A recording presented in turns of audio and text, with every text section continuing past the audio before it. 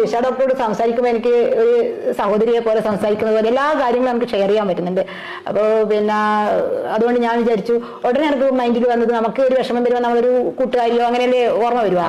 മാത്രമല്ല ഡോക്ടറാണല്ലോ. ഞാൻ ഉടനെ പറഞ്ഞ എൻ്റെ ഹസ്ബൻഡിനോട് ഞാൻ ഡോക്ടറെ ഒന്ന് വിളിച്ചു നോക്കട്ടെ എന്ന് പറഞ്ഞു. ആ ഡോക്ടറെ വിളിച്ചപ്പോൾ എനിക്ക് അതിശയമുണ്ടായി. അപ്പോൾ ഡോക്ടർ പറഞ്ഞു, ഇതൊരു നിസ്സാര രോഗം പോലെയാണ് ഡോക്ടർ സംസാരം ഉണ്ടായിരുന്നത്. അത് കുഴപ്പമില്ല, പിന്നെ നിങ്ങളൊരു കാര്യം ചെയ്യും, സർജറി വേണ്ടാന്ന് പറഞ്ഞു. സർജറി വേണ്ടാന്ന് കേട്ട ഉടനെ തന്നെ എനിക്ക് എന്തോ ഒരു ആശ്വാസം മനസ്സിൽ. കാരണം സർജറി എന്ന് പറയുമ്പോൾ തന്നെ നമുക്ക് എല്ലാവർക്കും ഒരു പേടിയാണല്ലോ. അപ്പോൾ ഡോക്ടർ പറഞ്ഞു, നമുക്ക് സർജറി വേണ്ട, അത് ഒഴിവാക്കാം. ഈ കാര്യം ചെയ്യും, നിങ്ങൾ എൻ്റെ ഈ മരുന്ന് ഇതന്നെ കണ്ടിന്യൂ ചെയ്ത് നോക്ക്. അതിൽ വ്യത്യാസം ഉണ്ടാവുന്ന അത് ഉറപ്പാണ്, നിങ്ങളുടെ വേദന മാറും. ഇല്ലെങ്കിലല്ലേ നമുക്ക് സർജറി ചെയ്യണ്ടു എന്ന് പറഞ്ഞു. അപ്പൊ ഇത് കേട്ടപ്പോ ഞാൻ വിചാരിച്ചു, അങ്ങനെ ആവുമ്പം എങ്ങനെ മാറില്ലായിരിക്കും.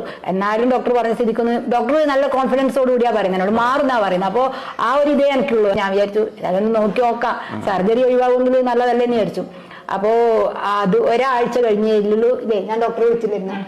എനിക്ക് വേദന മാറി എനിക്ക് അത്ഭുതമായിരുന്നു. പിന്നെ കാരണം അത്രയ്ക്ക് വേദന ഞാൻ സഹിച്ചായിരുന്നു. അപ്പൊ വേദന മാറുകയും ചെയ്തു. പിന്നെ ഒരു മാസത്തിനുള്ളിൽ കംപ്ലീറ്റ് ആയിട്ടും വേദന മാറി. അതൊക്കെ ഒരു നല്ലൊരു അനുഭവമായിരുന്നു. കൂടുതൽ ജോലി ചെയ്യുന്നതിന്റെ ഭാഗമായിട്ട് വരുന്നൊരു നീർക്കെട്ടാണ്. അതിന് ആക്ച്വലി ഫസ്റ്റ് സ്റ്റേജിലൊക്കെ നമ്മൾ കൺസർവേറ്റീവ് മാനേജ്മെന്റ് തന്നെയാണ് വേണ്ടത്. കാരണം വെച്ചാൽ നമ്മൾ മരുന്നുകളും എക്സസൈസും ഒക്കെ കൊടുത്തിട്ടുള്ള ട്രീറ്റ്മെന്റ് ആണ്. അതിലും റിസൾട്ട് ഇല്ലെങ്കിൽ മാത്രമാണ് സർജറിയിലേക്ക് പോകേണ്ട ആവശ്യമേ ഉള്ളൂ.